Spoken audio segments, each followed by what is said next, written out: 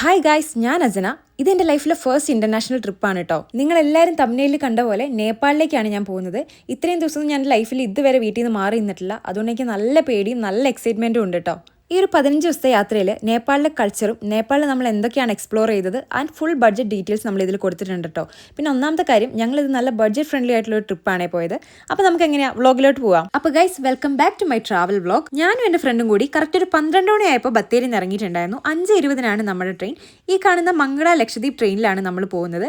നിങ്ങൾക്ക് വേണമെങ്കിൽ direct train എടുക്കാം. ഇവിടെ നിന്ന് ഗോരഖ്പൂരിലേക്ക് ഡയറക്റ്റ് ട്രെയിൻ ഉണ്ട്. പക്ഷെ നമ്മൾ കണക്റ്റഡ് ട്രെയിനാണ് എടുത്തത്. കാലിക്കറ്റിൽ നിന്ന് നിസാമുദ്ദീനിലേക്ക് പോകുന്ന ഈ ട്രെയിന് 1035 രൂപയുടെ സ്ലീപ്പർ ടിക്കറ്റ് ആട്ടോ ഞങ്ങൾ എടുത്തത്. 2.5 ദിവസം കൊണ്ടാണ് ഈ ട്രെയിൻ അവിടെ എത്തിയത്. നാട്ടിൽ നിന്ന് എടുക്കുന്ന ട്രെയിൻ ആയതുകൊണ്ട് തന്നെ വലിയ തിരക്കും വൃത്തിക്കുറവൊന്നും ഉണ്ടായിരുന്നില്ല. പക്ഷെ നോർത്തിലേക്ക് പോകുന്നതിനനുസരിച്ച് വൃത്തി കുറഞ്ഞു വരാനും ആൾക്കാർ കൂടി വരാനും തുടങ്ങി.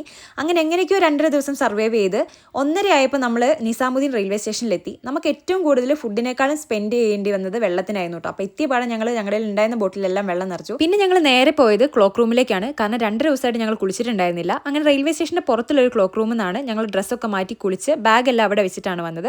അവിടെ ഏകദേശം 40 രൂപയാണ് ഒരാൾക്കായത്. അപ്പം ഞങ്ങൾ 4 പേരും കൂടിയാണ് ഈ ഒരു ട്രിപ്പ് പോകുന്നത്. അതായത് നമ്മൾ നേരെ അക്ഷർധാമിലോട്ടാണ് പോകാൻ പ്ലാൻ ചെയ്തത്. അവിടെ നല്ല തിരക്കായതുകൊണ്ട് നമ്മൾ ആ പ്ലാൻ ക്യാൻസലാക്കി നമ്മൾ നേരെ ഹുമയൂൺ ടോംബിലേക്കാണ് പോയത്. അങ്ങനെ നമ്മൾ ഹുമയൂൺ ടോംബിലെത്തി ടിക്കറ്റ് എടുത്തു. 40 രൂപയാണ് ഇവിടെ ഇന്ത്യൻസിന് വരുന്ന ടിക്കറ്റ്. ഫോറിനേഴ്സ് ആണെങ്കിൽ 600 റുപ്പീസ് വരും. അവരിങ്ങനെ ഒരു കോയിൻ തരും. ഈ കോയിൻ അവിടെ കാണിച്ചിട്ടുണ്ടെങ്കിൽ നമുക്ക് അതിൻ്റെ ഉള്ളിലോട്ട് കയറാം. നിങ്ങൾ ആരെങ്കിലും ഡൽഹിയിലേക്ക് ട്രിപ്പ് പ്ലാൻ ചെയ്യുന്നുണ്ടെങ്കിൽ ഉറപ്പായിട്ട് മിസ് ചെയ്യാൻ പാടില്ലാത്ത ഒരു സ്ഥലമാട്ടോ ഇത്. ഒന്നല്ലെങ്കിൽ നിങ്ങൾ രാവിലെ സൺറൈസിന് വരിക, അല്ലെങ്കിൽ സൺസെറ്റിൽ വരിക. ഭയങ്കര ഭംഗിയാണ് ഇവിടെ കാണാൻ. നമ്മൾ കണക്റ്റഡ് ട്രെയിൻ എടുക്കാനുള്ള മെയിൻ റീസൺ നമുക്കൊരു 5-6 മണിക്കൂർ ഡൽഹിയിൽ സ്പെൻഡ് ചെയ്യാന്നുള്ളതായിരുന്നു കേട്ടോ. അത് എന്തുകൊണ്ടും നല്ലൊരു തീരുമാനമായിരുന്നു. ഗൈസ്, ഇതുണ്ടല്ലോ ഇന്ത്യയുടെ ചരിത്രത്തിൽ ആദ്യമായിട്ട് ഒരു സ്ത്രീ തൻ്റെ ഭർത്താവിന് വേണ്ടിയിട്ട് പണി കഴിപ്പിച്ചിട്ടുള്ള ശവകുടീരമാണ് കേട്ടോ ഇത് കോപ്പി അടിച്ചിട്ടാണ് നമ്മുടെ ഷാജഹാൻ മുംതാസിന് വേണ്ടിയിട്ട് താജ്മഹൽ നിർമ്മിച്ചതെന്നൊക്കെയാണ് പറയുന്നത്. ഈ കാണുന്നതാണ് കേട്ടോ നമ്മുടെ ഹുമയൂൺ രാജാവിൻ്റെ ശവകുടീരം. അങ്ങനെ കുറേ നേരം അവിടെ ഇന്ന് റിലാക്സ് ചെയ്ത് എക്സ്പ്ലോർ ചെയ്തതിന് ശേഷമാണ് നമ്മൾ നേരെ തിരിച്ച് റെയിൽവേ സ്റ്റേഷനിലോട്ട് എത്തിയത്. ഇനി നമുക്ക് പോകേണ്ടത് ഗോരഖ്പൂരിലേക്കാണ്. അപ്പോൾ ഡൽഹിയിൽ നിന്നാണ് ഗോരഖ്പൂരിലേക്കുള്ള ട്രെയിൻ. 8:40 ഡൽഹിയിൽ നിന്ന് എടുക്കുന്ന ഈ വൈശാലി എക്സ്പ്രസ് പിറ്റേ ദിവസം 9:15 ആകുമ്പോഴത്തേക്കും ഗോരഖ്പൂർ എത്തും കേട്ടോ. 430 രൂപയാണ് സ്ലീപ്പറിന് വരുന്ന ചാർജ്. അങ്ങനെ നമ്മൾ റെയിൽവേ സ്റ്റേഷനിൽ എത്തിയപ്പോൾ ABC ട്രെക്കിംഗ് ഒക്കെ കഴിഞ്ഞ ഒരു കോഴിക്കോടുകാരനെ കണ്ടു.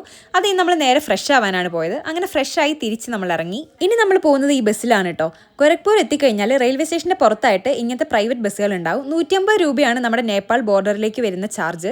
അങ്ങനെ 10 മണിക്ക് ബസ്സിൽ കയറിയ നമ്മൾ 3.5 മണിക്കൂർ ഈ ചൂടത്ത് ട്രാവൽ ചെയ്ത് ഒരു 1:30 ആയപ്പോഴാണ് നമ്മൾ സൊണോലിയിൽ എത്തിയിട്ടുണ്ടായിരുന്നത്. അങ്ങനെ വീട്ടിൽ നിന്ന് ഇറങ്ങി 4ാമത്തെ ദിവസം നല്ലൊരു ഫുഡ് കഴിച്ച് ഇവിടെ നിന്നായിരുന്നു കേട്ടോ. ഇന്തോ നേപ്പാൾ ഹോട്ടൽ എന്നാണ് ഇതിൻ്റെ പേര്. ഇവിടെ നിന്ന് നല്ലൊരു ലഞ്ചൊക്കെ കഴിച്ച് ഞങ്ങൾ പിന്നെ പോയത് ATMിലേക്കായിരുന്നു. കാരണം നമുക്ക് ക്യാഷ് എടുക്കണമായിരുന്നു. എപ്പോഴും നിങ്ങളുടെ കയ്യിൽ പൈസ ആക്കാൻ നോക്കുക. കാരണം അവിടെ ഗൂഗിൾ പേ പോലെയുള്ള സാധനങ്ങളൊന്നും ഇല്ല. ഗായ്സ്, ഫൈനലി നമ്മൾ അങ്ങനെ നേപ്പാളിലോട്ട് കയറാൻ പോവാണ്. ഇതാണ് ഇന്ത്യ നേപ്പാൾ ഗേറ്റ് വരുന്നത്. ഇവിടെ നമ്മുടെ ആധാർ കാണിച്ചു കൊടുത്താൽ നമ്മുടെ ബോഡി ബാഗൊക്കെ ചെക്ക് ചെയ്ത് വേറെ കുഴപ്പമൊന്നും ഇല്ലെങ്കിൽ നമ്മൾ ഉള്ളിലോട്ട് വിടും. അടുത്ത ഏറ്റവും ഇമ്പോർട്ടൻ്റ് ആയിട്ടുള്ള കാര്യം കറൻസി എക്സ്ചേഞ്ച് ചെയ്യുക എന്നുള്ളതാണ്. അപ്പോൾ നിങ്ങൾ മെയിനായിട്ട് ശ്രദ്ധിക്കുക, ഈ ഒരു ബോർഡറിൻ്റെ സൈഡിൽ നിന്ന് തന്നെ നിങ്ങൾ കറൻസി എക്സ്ചേഞ്ച് ചെയ്യുക. അവിടെ കുറേ ഷോപ്പുകളുണ്ട്. ഇന്ത്യൻ മണിക്ക് ഇവിടെ വാല്യൂ കൂടുതലാണ്. 100 രൂപ കൊടുത്താൽ 160 രൂപ കിട്ടും. ഇനിയിപ്പോൾ ഇവിടെ നിന്ന് നിങ്ങൾ എക്സ്ചേഞ്ച് ചെയ്തില്ലെങ്കിൽ നിങ്ങൾ നേപ്പാളിൻ്റെ ഉള്ളിലോട്ട് പോകുമ്പോൾ നിങ്ങൾക്ക് 100 രൂപയ്ക്ക് 140 150 രൂപയെ കിട്ടുള്ളൂ. അതുകൊണ്ട് നമുക്ക് നഷ്ടമാണ്. അതുപോലെ തന്നെ നിങ്ങൾ സിമ്മും ഇവിടെ നിന്ന് തന്നെ എടുക്കാൻ നോക്കുക. കാരണം ഇവിടെ നിന്ന് അങ്ങോട്ട് കഴിഞ്ഞാൽ പിന്നെ നമ്മുടെ സിമ്മിനൊന്നും റേഞ്ച് ഇല്ല. സിമ്മിന് 150 രൂപയാട്ടോ ചാർജ് വരുന്നത്. ഇനി നമ്മൾ നേരെ കാഠ്മണ്ഡുവിലേക്കാണ് പോകുന്നത്. അപ്പോൾ ഇങ്ങനത്തെ AC ബസ്സുകളാണ് ഇവിടെ കൂടുതലുള്ളത്. 800 രൂപയാണ് AC ബസ്സിന് വരുന്ന ടിക്കറ്റ്. 6:45 ബസ് എടുക്കുക. അപ്പോൾ കുറേ സമയമുള്ളതുകൊണ്ട് ഞങ്ങൾ ആ സ്ട്രീറ്റൊക്കെ ഒന്ന് എക്സ്പ്ലോർ ചെയ്ത് കുറച്ച് ഫ്രൂട്ട്സ് ഒക്കെ വാങ്ങി അതിലെ കൂടി തെണ്ടി തിരിഞ്ഞ് നടന്നു. അതിനിടയിൽ ഞാൻ ഈ ചേച്ചിനോട് എനിക്കറിയാവുന്ന നേപ്പാളിൽ ഞാനൊരു വാക്ക് പറഞ്ഞു. അതിനാണ് ഈ ചേച്ചി അവിടെ നിന്ന് ഫുള്ള് ചിരിയായിരുന്നു. എൻ്റെ ഉള്ള കോൺഫിഡൻസ് മൊത്തം പോയി. അതിനുശേഷം ഞാൻ പിന്നെ നേപ്പാളിലൊന്നും പറയാൻ നിന്നില്ല. അങ്ങനെ 6:45 കയറി നമ്മൾ പിറ്റേ ദിവസം 10 മണിയായപ്പോഴാട്ടോ കാഠ്മണ്ഡുവിൽ എത്തിയിട്ടുണ്ടായിരുന്നത്. യാത്ര നല്ല രസമായിരുന്നു. നല്ല തണുപ്പും ഉണ്ടായിരുന്നു, നല്ല വ്യൂ ഉണ്ടായിരുന്നു. കാഠ്മണ്ഡുവിൽ എത്തിയിട്ട് നമ്മൾ ആദ്യം റൂം എടുക്കാനാണ് പോയത്. നല്ല ക്ലീനസ്റ്റ് ആയിട്ടുള്ള സിറ്റി ആയിരുന്നു കേട്ടോ. 1000 രൂപയ്ക്ക് നമ്മൾ എടുത്ത റൂമാണ് കേട്ടോ ഇത്. ഇന്ത്യൻ മണിയിലോട്ട് കൺവേർട്ട് ചെയ്യുമ്പോൾ ഒരു 700 റുപ്പീസ്. നമ്മൾ രാവിലെ അവിടെ നിന്ന് നമുക്ക് അവർ ന്യൂഡിൽസ് ഉണ്ടാക്കി തന്നായിരുന്നു. നല്ലൊരു വെറൈറ്റി ന്യൂഡിൽസ് ആയിരുന്നു കേട്ടോ. അതെനിക്ക് നല്ല ഇഷ്ടപ്പെട്ടു. അത് കഴിഞ്ഞ് നമ്മൾ നേപ്പാൾ എക്സ്പ്ലോർ ചെയ്യാൻ പോവാണ്. അപ്പം നമ്മൾ ആദ്യം തന്നെ പോയിട്ട് 2 വീലർ റെൻറ്റിനെടുത്തു. 2 ദിവസത്തേക്കാണ് റെൻറ്റിനെടുത്തത്. ഒരു ദിവസം നമുക്ക് 1500 രൂപയാണ് ആയത്. അപ്പോൾ 2 ദിവസത്തേക്കും കൂടി 2 വണ്ടി എടുത്തപ്പോൾ നമുക്ക് 6000 രൂപയായി. ഈ 6000 നേപ്പാളി മണിയാണേ. അങ്ങനെ നമ്മൾ നമ്മുടെ ഫസ്റ്റ് ഡെസ്റ്റിനേഷനിലെത്തി. യോധ ഫിലിമൊക്കെ ഷൂട്ട് ചെയ്ത സ്വയംഭൂനാഥ് ടെമ്പിളിലാണ് നമ്മൾ എത്തിയിട്ടുള്ളത്. ഇത് മങ്കി ടെമ്പിൾ എന്ന പേരിലും അറിയപ്പെടുന്നുണ്ട് കേട്ടോ. ഹിന്ദു മതവിശ്വാസികളും ബുദ്ധമതവിശ്വാസികളും ഒരുമിച്ച് വന്ന് പ്രാർത്ഥിക്കുന്ന ലോകത്തിലെ തന്നെ ഏതാനും ചില അമ്പലങ്ങളിൽ ഒന്നാണ് കേട്ടോ ഇത്. ഇങ്ങനത്തെ 365 സ്റ്റെപ്പാണ് കേട്ടോ ഇവിടെ ഉള്ളത്. ഈ 365 സ്റ്റെപ്പും ഓരോ ദിവസത്തെയാണ് സൂചിപ്പിക്കുന്നത്. അപ്പോൾ ഈ സ്റ്റെപ്പ് എല്ലാം കയറി കഴിഞ്ഞ് നമുക്ക് നേരെ കാണുന്നൊരു വ്യൂ ഇതാണ് കേട്ടോ. ടോപ്പിൽ നിന്ന് എവിടെ നിന്ന് നോക്കിയാലും ഇങ്ങനെ കാഠ്മണ്ഡു സിറ്റി മുഴുവൻ നമുക്ക് കാണായിരുന്നു കേട്ടോ. നേപ്പാളിലെ ക്ലൈമറ്റ് മൂഡ് സ്വിങ്സ് പോലെയാണ് കേട്ടോ. ചില സമയം മഴ പെയ്യും, ചില സമയം വെയിൽ വരും, ചില സമയത്ത് ഭയങ്കര തണുപ്പായിരിക്കും. മിനിറ്റിന് ഇതിങ്ങനെ ചേഞ്ച് ആയിക്കൊണ്ടിരിക്കുകയായിരുന്നു. ഞങ്ങൾ ഇവിടെ എത്തിയപ്പോൾ അത്യാവശ്യം നല്ല മഴയുണ്ടായിരുന്നു. ഇവിടെ അത്യാവശ്യം നല്ല ആൾക്കാരുണ്ടായിരുന്നു. ഇങ്ങനത്തെ എക്സിബിഷൻ ഹാളുകളൊക്കെ ഉണ്ട്. ഇവിടെ ഫുള്ള് ബുദ്ധൻ്റെ പ്രതിമകളൊക്കെയാണ് വരുന്നത്. പിന്നെ ഇവിടെ ഏറ്റവും എനിക്ക് ഇഷ്ടപ്പെട്ടത് ഇങ്ങനത്തെ പെയിൻറ്റിങ്സ് ആട്ടോ. ഇതിൻ്റെ ഉള്ളിൽ തന്നെ കുറേ ഷോപ്പുകളുണ്ട്. അവിടെ നിന്ന് നമുക്ക് ഇങ്ങനെ ബുദ്ധൻ്റെ മിനിയേച്ചർ അല്ലെങ്കിൽ ഇങ്ങനത്തെ പെയിൻറ്റിങ്സ് അങ്ങനത്തെ ഒരുപാട് ഇവരുടെ കൾച്ചറുമായിട്ട് ബന്ധപ്പെട്ട കുറേ സാധനങ്ങൾക്ക് നമുക്ക് വാങ്ങാൻ പറ്റും കേട്ടോ. അത് മാത്രമല്ല ലൈവായിട്ട് പെയിൻറ്റ് ചെയ്യുന്നത് കാണാൻ പറ്റുന്ന ഒരു ഓപ്ഷനും ഉണ്ട്. അങ്ങനെ സ്വയംഭൂനാഥ് ടെമ്പിളൊക്കെ വിസിറ്റ് ചെയ്ത് നല്ലോണം ഒന്ന് പ്രാർത്ഥിച്ച് ഞങ്ങൾ അവിടെ നിന്ന് പുറത്തിറങ്ങി. ടെമ്പിളിൻ്റെ നേരെ ഓപ്പോസിറ്റ് ഇങ്ങനെ ഒരു ചെറിയ ഷോപ്പുണ്ട്. എൻ്റെ ലൈഫിലെ ബെസ്റ്റ് ബർഗർ ഞാൻ കഴിച്ചത് ഇവിടെ നിന്നായിരുന്നു കേട്ടോ. അതുപോലെ എൻ്റെ ചെറുപ്പം തൊട്ടുള്ളൊരു ആഗ്രഹമായിരുന്നു കോണ്ടോ കഴിക്കാൻ എന്നുള്ളത്. അത് ഞാൻ ഇവിടെ നിന്ന് കഴിച്ചു, പക്ഷേ എനിക്കത് അത്ര ഇഷ്ടപ്പെട്ടില്ല. പിന്നെ നമ്മൾ പോയത് ദർബാർ സ്ക്വയറിലേക്കാണ്. ഇവിടെ ഫോറിനേഴ്സിന് 1000 റുപ്പീസാണ് ടിക്കറ്റ് വരുന്നത്. അതുകൊണ്ട് നമ്മൾ അതിൻ്റെ പുറത്ത് നിന്നെല്ലാം കണ്ടു, ഉള്ളിൽ കയറിയില്ല. ഇനി നമ്മൾ പോകുന്നത് ഗോകർണേശ്വര മഹാദേവ ടെമ്പിൾ എന്ന് പറഞ്ഞൊരു അമ്പലത്തിലേക്കാണ്. ഈ അമ്പലം 11ാം നൂറ്റാണ്ടിലാണ് പണി കഴിക്കപ്പെട്ടിട്ടുള്ളതെന്നാണ് പറയുന്നത്. ഈ അമ്പലത്തിനൊരു പ്രത്യേകതയുണ്ട്. അതായത് ശ്രീകോവിലിൻ്റെ ഉള്ളിൽ വെച്ച് മൃഗബലി നടത്തുന്ന ഒരു അമ്പലമാണിത്. ബാക്കിയുള്ള സ്ഥലങ്ങളിലും മൃഗബലി നടത്താറുണ്ടെങ്കിലും ശ്രീകോവിലിൻ്റെ ഉള്ളിൽ വെച്ച് മൃഗബലി നടത്താറില്ല. ഇവിടെ കുറേ അമ്പലങ്ങളുണ്ട് തൊട്ടടുത്തായിട്ട് തന്നെ. നമുക്കൊരു പോസിറ്റീവ് വൈബിൽ പോയി ഇരിക്കാനും കുറച്ച് നേരം കാണാനും ഒക്കെ പറ്റിയ സ്ഥലങ്ങളാണിത്. നേപ്പാൾ വന്നാൽ ഒരിക്കലും മിസ് ചെയ്യാൻ പാടില്ലാത്തൊരു ടെമ്പിളിലായിട്ടോ ഇനി നമ്മൾ പോകുന്നത്. നേപ്പാളിൽ 500-ൽ പരം ടെമ്പിളുകളുണ്ട്. അതിൻ്റെ ഏറ്റവും ഒത്ത നടുക്കായിട്ടാണ് ഈ പശുപതിനാഥ് ടെമ്പിൾ സ്ഥിതി ചെയ്യുന്നത്. ശിവനാണ് ഇവിടുത്തെ പ്രതിഷ്ഠ. ഇന്ത്യക്കാർക്ക് വാരണാസി പോലെയാണ് നേപ്പാളുകാർക്ക് ഈ ഒരു അമ്പലം. ക്യാമറ ഉള്ളിലേക്ക് അലൗഡ് അല്ല. എന്തായാലും കണ്ടിരിക്കേണ്ട ഒരു അമ്പലം തന്നെയാണ് കേട്ടോ അത്. ഇനി നമ്മൾ പോകുന്നത് ലോകത്തിലെ തന്നെ ഏറ്റവും വലിയ ബുദ്ധസ്തൂപങ്ങളിൽ ഒന്നായ ഈ ബുദ്ധസ്തൂപത്തിലേക്കാണ്. ഇതിലെ ബുദ്ധന്റെ കണ്ണ് കണ്ടോ?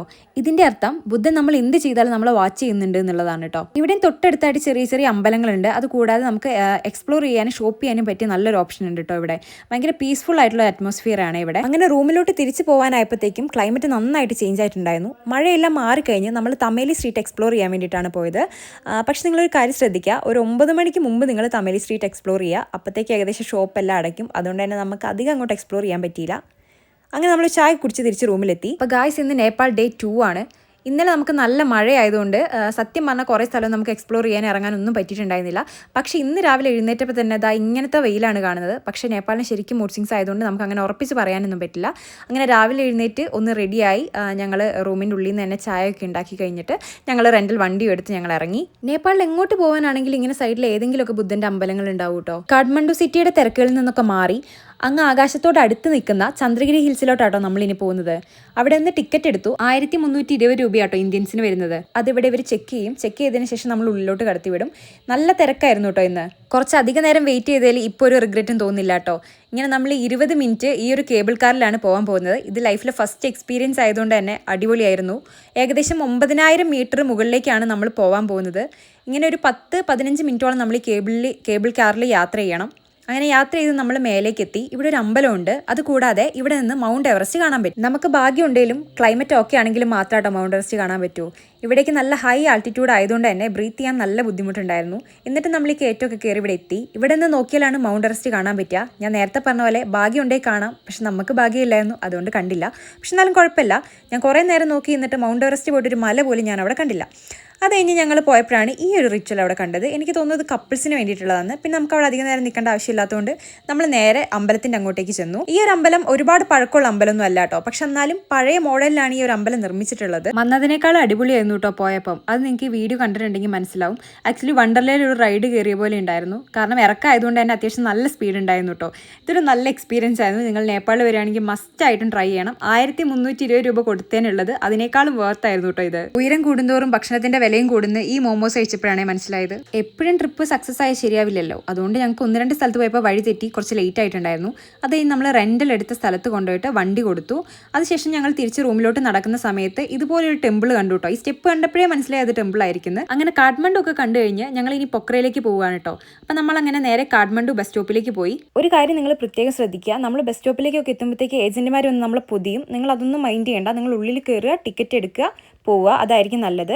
ഇവിടുന്ന് പൊക്രയിലേക്ക് നമുക്ക് ഏകദേശം 800 രൂപയായിട്ടോ AC ബസ്സിനായിട്ടുണ്ടായിരുന്നത്. അങ്ങനെ വെളുപ്പിന് ഞങ്ങൾ ഒരു 5:30 പൊക്രയിൽ എത്തിയിട്ടുണ്ടായിരുന്നു കേട്ടോ. ഇനിയാണ് ട്വിസ്റ്റ്. ഈ സംസാരിച്ചുകൊണ്ടിരിക്കുന്ന ചേട്ടനെ കണ്ടോ? പുള്ളി ആരാന്നോ എന്താണെന്നോ ഒന്നും നമുക്കറിയില്ല. പുള്ളി നമ്മളോട് പറഞ്ഞു പുള്ളീൻ്റെ വില്ലേജ് ഭയങ്കര ബ്യൂട്ടിഫുൾ ആണ്, പുള്ളീൻ്റെ വില്ലേജിലോട്ട് വരുന്നു എന്ന് പുള്ളി ചോദിച്ചു. 2 സെക്കൻഡ് ഞങ്ങളൊന്ന് ആലോചിച്ചു. എന്നിട്ട് ഞങ്ങൾ വിചാരിച്ചു ഓക്കെ, നമ്മൾ ഈ മറ്റേ ഐറ്റിനറി ഒക്കെ കണ്ട് മാത്രം പോയാൽ പോരല്ലോ, നേപ്പാളിലെ ഒതന്റിക് ആയിട്ടുള്ള കാര്യങ്ങളും വില്ലേജും ഒക്കെ എക്സ്പ്ലോർ ചെയ്യണമല്ലോ എന്ന് വിചാരിച്ച് പുള്ളീൻ്റെ കൂടെ നമ്മൾ പോയി.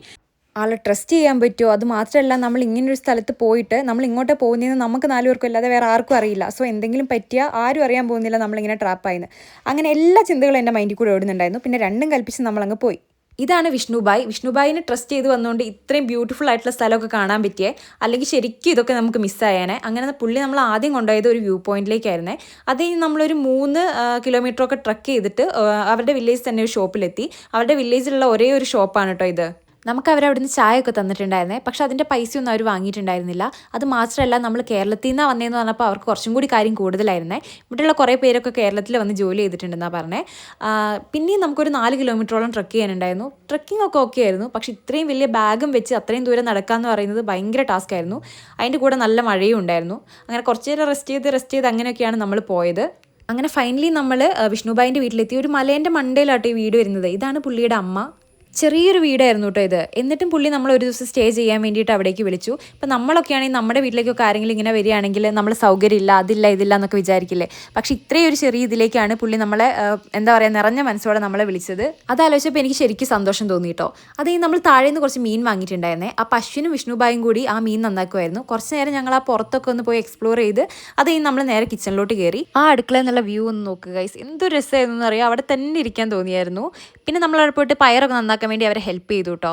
ഇവർക്കാണെങ്കിൽ ഹിന്ദി അറിയില്ല, നേപ്പാളി മാത്രമേ അറിയുള്ളൂ. നമുക്കാണെങ്കിൽ ട്രാൻസ്ലേറ്റ് ചെയ്യാനും പറ്റുന്നുണ്ടായിരുന്നില്ല. സോ പിന്നെ അങ്ങോട്ട് മൊത്തം ആംഗ്യ ഭാഷയിലായിരുന്നു കേട്ടോ സംസാരം. ഒരു 1.5 മണിക്കൂറും കൊണ്ട് അവിടുത്തെ അമ്മ നമുക്ക് ചോറും പരിപ്പ് കറിയും മീൻകറിയും തോരനും ഒക്കെ ഉണ്ടാക്കി തന്നു കേട്ടോ. ഭയങ്കര ടേസ്റ്റി ആയിരുന്നു. നമ്മളെല്ലാവരും കൂടി ഒരുമിച്ചിരുന്ന് ഭക്ഷണം കഴിച്ചേ. അതിൻ്റെ ഇടയിൽ തൊട്ടപ്പുറത്തെ വീട്ടിലെ ചേച്ചി അവിടുത്തെ വീട്ടിലെ കറി നമുക്ക് കൊണ്ട് തന്നായിരുന്നു കേട്ടോ. അങ്ങനെ ഫുഡൊക്കെ കഴിച്ച് റെസ്റ്റ് ചെയ്ത് ഞങ്ങളൊരു വൈകുന്നേരമൊക്കെ ആയപ്പോൾ അങ്ങനെ എല്ലാവരോടും യാത്രയൊക്കെ പറഞ്ഞ് ഞങ്ങൾ അവിടെ നിന്ന് ഇറങ്ങി. ബസ് കിട്ടുന്ന അവിടം വരെ വിഷ്ണുബായിൻ്റെ അനിയനും ഞങ്ങളുടെ കൂടെ ഉണ്ടായിരുന്നു. അങ്ങനെ പൊക്കോണ്ടിരിക്കുന്ന സമയത്താണ് പുള്ളി നമ്മളോട് പറഞ്ഞത് വിഷ്ണുബായിക്ക് മെൻ്റലി കുറച്ച് പ്രശ്നങ്ങളുണ്ടെന്ന്. ഞങ്ങളാണെങ്കിൽ കുറച്ച് നേരം അങ്ങോട്ടും ഇങ്ങോട്ടും നോക്കിയിട്ട് അങ്ങനെ നിന്നു. പക്ഷെ നമുക്ക് ഒരു നെഗറ്റീവോ അങ്ങനെ സംഭവങ്ങളൊന്നും ഉണ്ടായില്ല. നമ്മളോട് പുള്ളി ഭയങ്കര നൈസായിട്ടായിരുന്നു കേട്ടോ ബിഹേവ് ചെയ്തത്. നമുക്ക് അതിൽ എന്തോ ഒരു സത്യം ഉണ്ടെന്നൊന്നും നമുക്കറിയില്ല. അങ്ങനെ അവിടെ നിന്ന് നമ്മൾ നേരെ പൊക്രയിലേക്ക് ബസ് കയറി അവിടെ എത്തിക്കഴിഞ്ഞിട്ട് ഞങ്ങൾ റൂമാണ് എടുത്തത്. അവിടെ ഇഷ്ടം പോലെ റൂംസ് ഉണ്ട്. നമ്മുടെ ബഡ്ജറ്റിനനുസരിച്ച് നമുക്ക് റൂംസ് എടുക്കാം. അതേ നമ്മൾ വണ്ടി റെൻറ്റിനെടുത്തു. ഒരു വണ്ടിക്ക് 1000 ആണേ. അതേ നമ്മൾ നേരെ പോയത് നേപ്പാൾ ടൂറിസം ബോർഡിലേക്കാണ്. ഗാൻഡ്രൂക്ക് വില്ലേജിലേക്ക് കയറാൻ വരെ പെർമിറ്റ് എടുക്കണം കേട്ടോ. അപ്പോൾ പെർമിറ്റിന് 1000 രൂപയാണ് ആയത്. അത് അവിടെ ചെന്ന് കഴിഞ്ഞാൽ നമുക്ക് ഈസി ആയിട്ട് നമ്മുടെ ഫോണിൽ തന്നെ ചെയ്യാം കേട്ടോ. ഇപ്പം നമ്മൾ നിൽക്കുന്നത് പൊക്രയിൽ നിന്ന് 13 കിലോമീറ്റർ മാറിയിട്ട് പുംഡിക്കോട്ട് എന്ന് പറഞ്ഞൊരു സ്ഥലത്താണ്. ഏകദേശം ഇവിടെ എത്തിയപ്പോഴത്തേക്കും ബ്രെയിൻ വരെ മരവിച്ച് പോയി എന്ന് പറയുന്ന പോലെ അത്രയും തണുപ്പായിരുന്നു. ഏകദേശം ഫുള്ള് ബോഡി വേദന ആവാൻ തുടങ്ങി. അങ്ങനെ ഇവിടെ എത്തിക്കഴിഞ്ഞ് നമ്മൾ ഉള്ളിലോട്ട് പോയപ്പോൾ ആക്ച്വലി എന്താ സംഭവം എന്നൊന്നും അറിയില്ലായിരുന്നു. അങ്ങനെ പോയപ്പോൾ നമ്മളൊരു കണ്ട കാഴ്ച ഇതായിരുന്നു കേട്ടോ. ഇങ്ങനെ ഈ മഞ്ഞിൽ മൂടിയിരിക്കുന്ന ശിവനെയാണ് നമ്മൾ കണ്ടത്. ഈ ശിവൻ്റെ ചുറ്റുമായിട്ട് 108 ശിവലിംഗങ്ങളുണ്ട് കേട്ടോ. ആക്ച്വലി ഇവിടെ നിന്ന് നോക്കിയാൽ ബാക്ക്ഗ്രൗണ്ടിൽ അന്നപൂർണ്ണ കാണാൻ പറ്റുന്നതാണ് പറയുന്നത്. ഇന്നലെ നമുക്ക് ഭാഗ്യം ഉണ്ടായില്ല, ഇന്നും നമുക്ക് ഭാഗ്യം ഉണ്ടായില്ല, കാണാൻ പറ്റിയില്ല. അപ്പോൾ എനിക്കങ്ങ് ടെൻഷനായിപ്പോയി. ഇനിയിപ്പോൾ നമുക്ക് സ്നോ മൗണ്ടെയിൻ കാണാൻ പറ്റില്ലേ എന്ന് വിചാരിച്ചു. ഭാഗ്യമില്ലല്ലോ എന്ന് ഞാൻ വിചാരിച്ചു. അങ്ങനെ നമ്മൾ കുറച്ച് നേരം ഇതൊക്കെ കണ്ട് അതിൻ്റെ അറ്റ്മോസ്ഫിയറിൽ ആ തണുപ്പത്ത് അവിടെ കുറച്ച് നേരം നിന്നു. അങ്ങനെ നിന്ന് ദൂരോട്ട് ഇങ്ങനെ നോക്കി നിൽക്കുമ്പോഴാണ് അത് അശ്വിൻ വിളിച്ച് കാണിച്ചു തന്നത്. അതിൻ്റെ ഇടയിൽ കൂടി നിങ്ങൾക്ക് കാണാൻ പറ്റുന്നുണ്ടോ എന്ന് എനിക്കറിയില്ല സ്നോ മൗണ്ടെയിൻ. ഇത് ലൈഫിലെ ഫസ്റ്റ് എക്സ്പീരിയൻസ് ആയിരുന്നു. സംഭവം ചെറുതായിട്ട് കാണാൻ പറ്റിയില്ലെങ്കിലും ആ ഒരു സമയത്ത് എക്സൈറ്റ്മെൻറ്റ് പറഞ്ഞറിയിക്കാൻ പറ്റില്ല. കാരണം നമ്മൾ അത്രയും ആഗ്രഹിച്ച് വന്നിട്ട് നമ്മൾ ലൈഫിൽ ഫസ്റ്റ് ടൈമാണ് സ്നോ മൗണ്ടെയിൻ കാണുന്നത്. സോ അത് ഭയങ്കര ഒരു മൊമെൻ്റ് ആയിരുന്നു കേട്ടോ. അത് കുറച്ച് കഴിഞ്ഞപ്പോഴത്തേക്ക് ആ ക്ലൈമറ്റ് ഒന്ന് ചേഞ്ച് ആയി. അപ്പോൾ നമുക്കിങ്ങനെ നല്ല വ്യൂവിൽ കാണാൻ പറ്റി കേട്ടോ. പക്ഷെ എന്നാലും സ്നോ മൗണ്ടെയിൻ്റെ അടുത്ത് നല്ല കോട ഉണ്ടായിരുന്നു. അതേ നമ്മൾ അവിടെ നിന്ന് ഇറങ്ങി നല്ലൊരു ചായ കുടിച്ചു. ചായക്കൊക്കെ ഇവിടെ നല്ല റേറ്റാണ്. പക്ഷെ ചായ കുടിക്കുന്ന കടയിൽ നിന്ന് കിട്ടുന്ന വ്യൂ വരെ ഇങ്ങനെയാണ് കേട്ടോ ഗൈസ്. ആ മഞ്ഞില്ലാതെ നമുക്കവിടെ മൗണ്ടെയിൻ കാണാമായിരുന്നു. നല്ല അടിപൊളി ചായയൊക്കെ കുടിച്ച് നമ്മൾ ഏകദേശം നമ്മുടെ റൂമിൻ്റെ അവിടെ എത്തിയപ്പോഴത്തേക്കും രാത്രി ആയിട്ടുണ്ടായിരുന്നു. ഇനി നമ്മൾ പൊക്രയിലെ നൈറ്റ് ലൈഫ് എൻജോയ് ചെയ്യാൻ വേണ്ടി പോവുകയാണ് കേട്ടോ.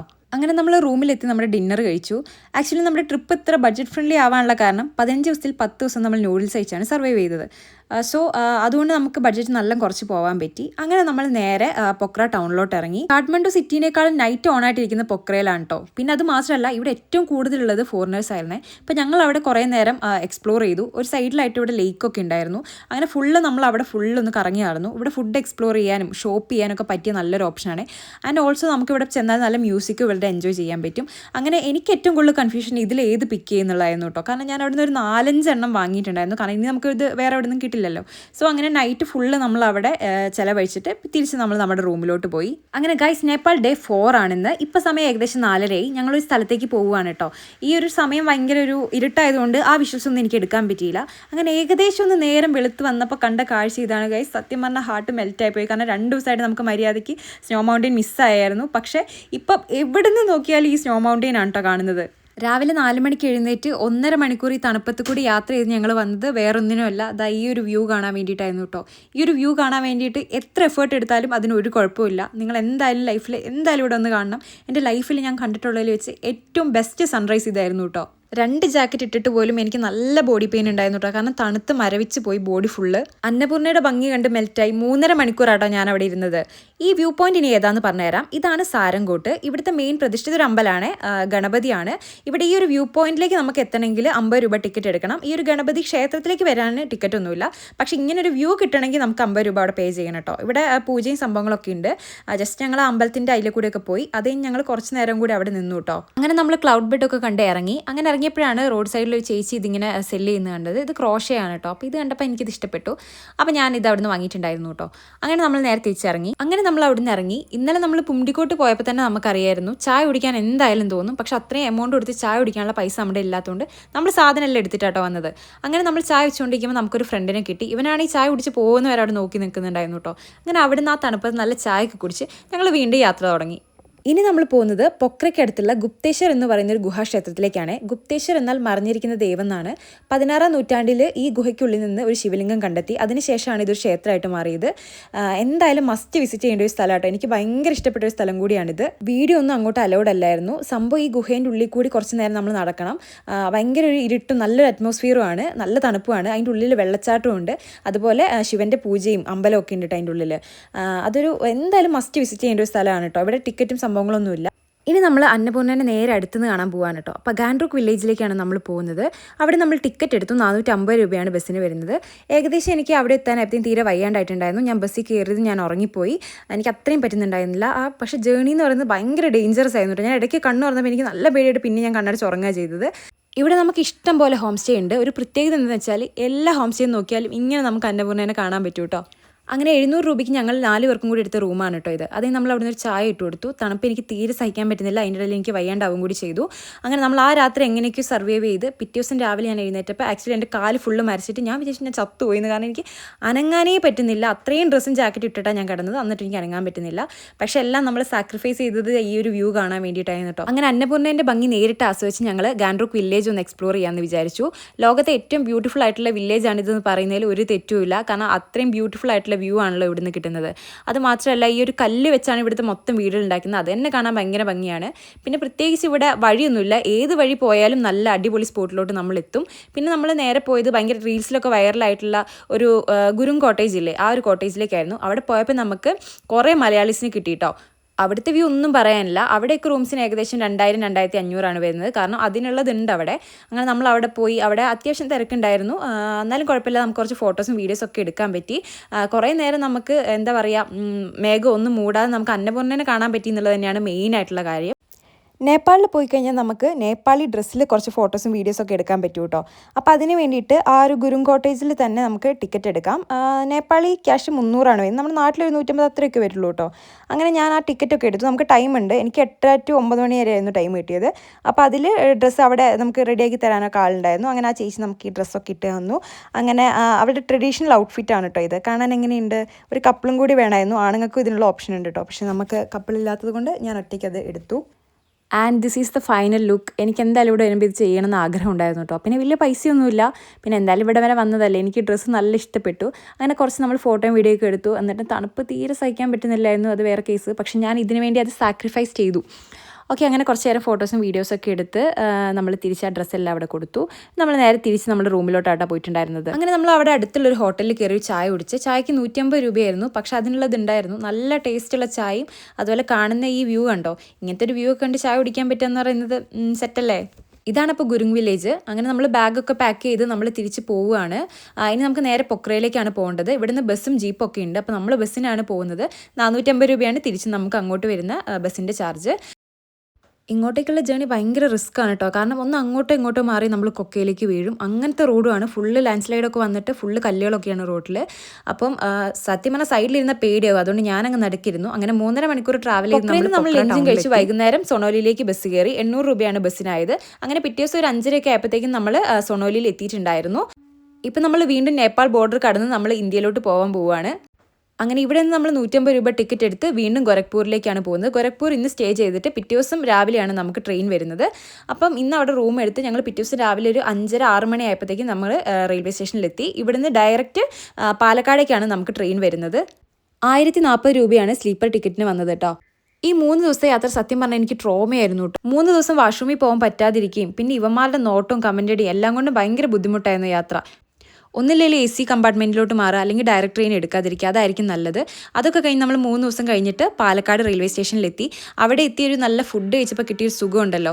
അങ്ങനെ നമ്മൾ പിറ്റേ ദിവസം ഒരു ഉച്ചയൊക്കെ ആയപ്പോഴത്തേക്കും നാട്ടിലെത്തിയിട്ടുണ്ടായിരുന്നു. അപ്പോൾ ഈ ഒരു ടോട്ടൽ 15 ദിവസത്തെ നമുക്കൊരു ബഡ്ജറ്റ് ആയത് 12,500 13,000 ഇടയിലായിരുന്നു കേട്ടോ. അപ്പോൾ ഇത്രയും ബഡ്ജറ്റ് ഫ്രണ്ട്ലി ആയിട്ട് നിങ്ങൾക്ക് നേപ്പാൾ പോകാം. അപ്പോൾ ഇനി അടുത്തൊരു ട്രാവൽ വ്ലോഗുമായിട്ട് കാണുന്നത് വരെ എല്ലാവർക്കും ബായ്.